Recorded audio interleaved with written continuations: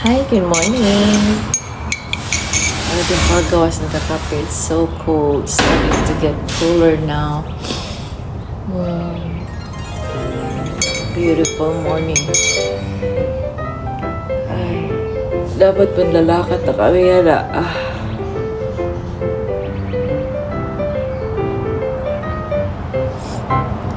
Mata. Dapat manlalakad na kami yan na start na namang day one travel. Kaya lang.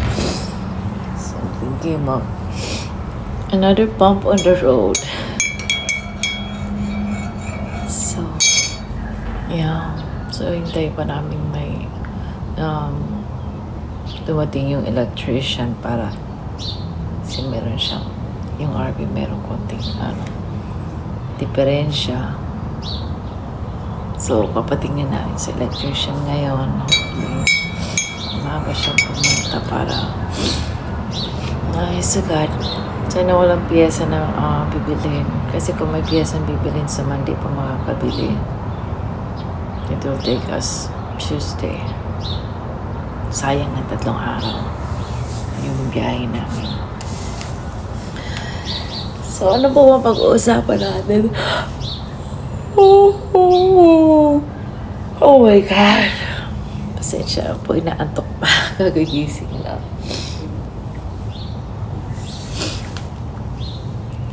So, ayan.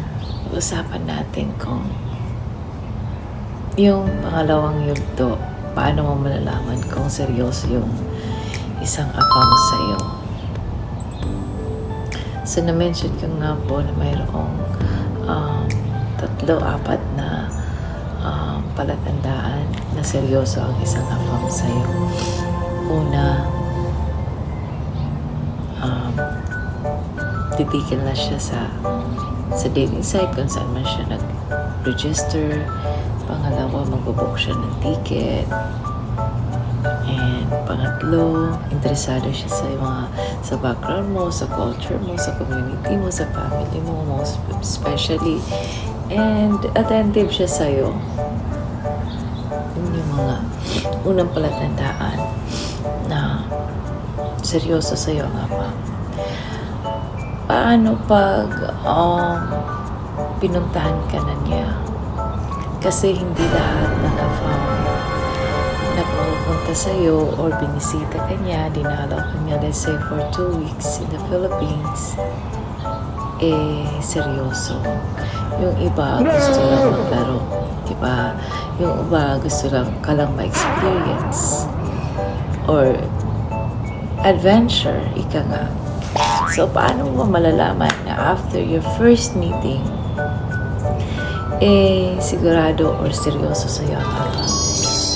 Okay. So, after niyo po mag-meet, make sure bago kayo mag-meet to get the itinerary. Okay? Itinerary of travel. Importante po kasi yun kasi doon mo malalaman kung ikaw lang po ba talaga ang pupuntahan ng isang afam. Kasi meron po ibang mga afam, let's say for example, they have 2 weeks vacation. Yung isang week sa isang babae, yung another week ay sa ibang babae naman po. Mayroon po mga ganong afam. So, marami po silang kinakatagpo. Hindi sila sigurado sa'yo, so kailangan nila ng iba pang backup. Para in case hindi kayo mag-work, mayroon pang isa. Diba? So, make sure to get their itinerary of travel. So, para malaman mo po kung ikaw lang po ba yung pupuntahan mo. Alright? And then, pangalawa, of course, malalaman mo na seryoso siya sa'yo.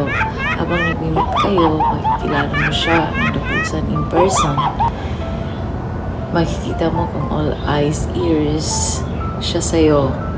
Diba? Kung hindi siya yung hindi mo naghahanap. Or pumunta lang talaga siya para makilala ka ng lupusan o diyang pamilya mo. And after nag-meeting nyo, kung ano yung contact nyo, let's say for example, you're talking like twice a day. So, walang nagbago. Kasi ikaw naman po yung makakahalata of all people, ikaw po yung unang-unang makakapansin if something have changed or something had changed. Diba? So, observeran mo po kung mayroon po bago sa iyong afam.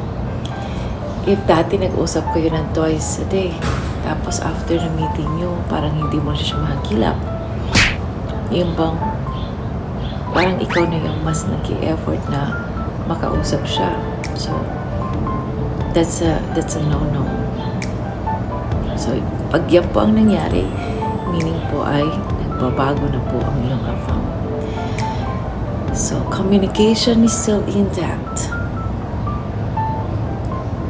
Nandiyan pa rin sa iyo. And, most especially, if after ng meeting nyo, he started talking or he started using we in his sentences. Like, involved ka na po sa kanyang na plano. If he is already including you in his plan, that when you can tell na sigurado na po sa inyo ang afam. Right?